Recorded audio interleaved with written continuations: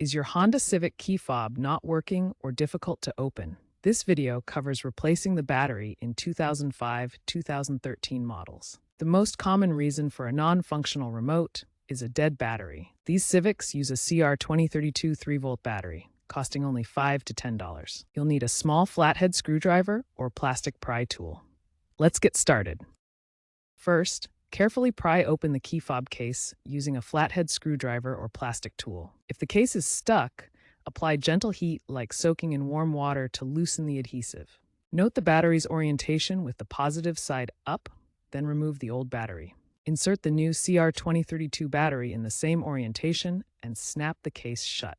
If the remote still doesn't work, clean the battery contacts with isopropyl alcohol to remove corrosion. Test the remote within 30 to 50 feet of your car. If problems persist, reprogram the fob via the OB2 port or seek professional diagnostics. Remember to avoid forceful opening to prevent damage.